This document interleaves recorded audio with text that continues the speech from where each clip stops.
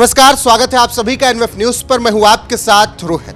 फैजाबाद की मिल्कीपुर विधानसभा सीट पर बीजेपी ने शानदार तरीके से जीत दर्ज कर ली है और वहां पर चंद्रभानु पासवान ने भगवा लहरा दिया है, जिसके बाद अखिलेश यादव की बौखलाहट साफ नजर आ रही है, क्योंकि फैजाबाद के सांसद अवधेश प्रसाद के बेटे अजीत को वहां से हार मिली है। इसके बाद अखिलेश यादव ने इस जीत को साम दाम दंड भेद वाली जीत बता दिया और कह दिया कि चुनाव में धांधली की गई, जैसा कि हमेशा से वो कहते आए हैं। वो चाहे 2017 की हार हो, 2022 की हार हो, 2019 लोकसभा की हार हो या फिर 2024 लोकसभा चुनाव में ठीक ठाक प्रदर्शन के बावजूद भी अखिलेश यादव ने इस तरीके के सवाल उठाए। और अब मिल्कीपुर में जब हार मिली है तो उसके बाद अखिलेश यादव ने इस पर भी कटाक्ष किया है। सबसे पहले आपको बता दें कि मिल्कीपुर का आंकड़ा क्या कुछ अभी तक रहा है। जब मैं आपको यह खबर बता रहा हूं, जब 22 राउंड की काउंटिंग हो चुकी है, 30 राउंड की काउंटिंग होनी है। अभी तक 51,752 वोटों से चंद्रभानु पासवान भारतीय जनता पार्टी से आगे चल रहे हैं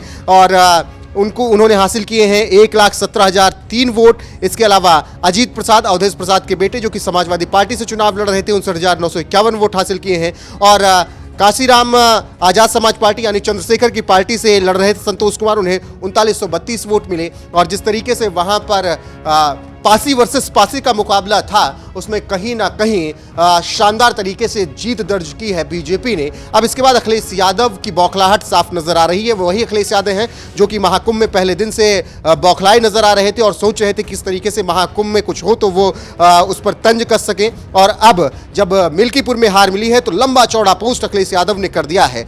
उन्होंने बहुत बड़ा पोस्ट लिखा है। मैं कुछ उसमें से जो अहम बिंदु हैं वो आपको बता देता हूं।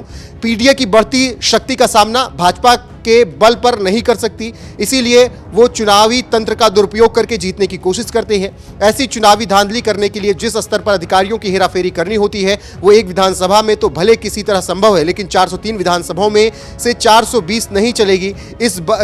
लेकिन 403 विधानसभाओं में 420 ही नहीं चलेगी, ये उन्होंने कहा। इस बात को भाजपा वाले भी जानते हैं, इसीलिए भाजपाइयों ने मिल्कीपुर का उपचुनाव टाला था। पीडीए मतलब 99% जनता ने खुद अपनी आंखों से ये धांधली देखी है। अब अखिलेश यादव ये भरमाने की कोशिश कर रहे हैं कि जानबूझकर चुनाव टाला गया था, जबकि मिल्कीपुर का मामला कोर्ट में था और इसी वजह से क्या कहते हैं उस वक्त चुनाव नहीं हो पाए, जब और विधानसभा सीटों पर उपचुनाव हुए थे, जिसमें कुंदरकी जो कि मुस्लिम बाहुल सीट थी, वहां से भी अखिलेश यादव हार गए थे, उनके कैंडिडेट को हार मिली थी।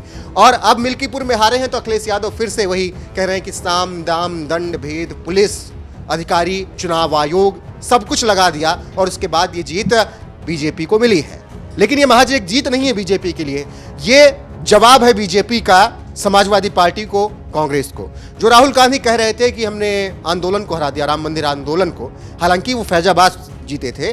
फैजाबाद लोकसभा सीट थी, लेकिन प्रचारित विपक्ष ने यह किया कि अयोध्या लोकसभा हम सीट जीत गए, जबकि फैजाबाद के अंदर आने वाली जो विधानसभा है उसमें अयोध्या ही एक ऐसी सीट थी जब लोकसभा में जहां से बीजेपी आगे चल रही थी। लेकिन क्योंकि राम मंदिर बन चुका था, राम मंदिर से चिढ़ कैसी है वो बताने की जरूरत नहीं है।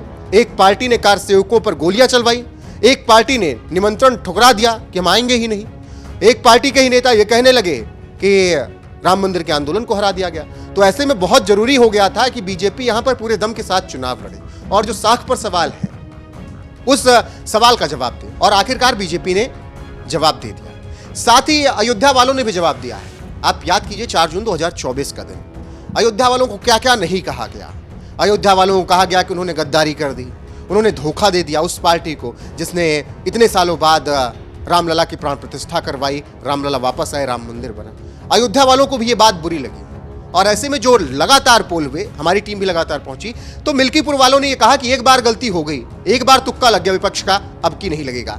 तो ये सब समीकरण बने थे चुनाव के पहले, लेकिन अखिलेश यादव को क्या दिख रहा है? साम दाम दंड भेद, पुलिस, चुनाव आयोग। हालांकि वो जीत जाए तो सब ठीक, वो हार जाए तो फिर ईवीएम गड़बड़, फिर पुलिस ने जबरदस्ती कर ली, वो हार जाए तो फिर सब कुछ इस देश में बेकार है, लोकतंत्र की हत्या हो गई, और वो जीत जाए तो सब कुछ अच्छा है, मतलब मीठा मीठा गप गप और कड़वा कड़वा थू थू। फिलहाल अखिलेश यादव जिस तरीके से मिल्कीपुर की हार के बाद बौखलाए हैं, खून के आंसू रो रहे हैं, उस पर आपकी राय क्या है कमेंट में जरूर बताइएगा। बने रहिएगा हमारे साथ। नमस्कार।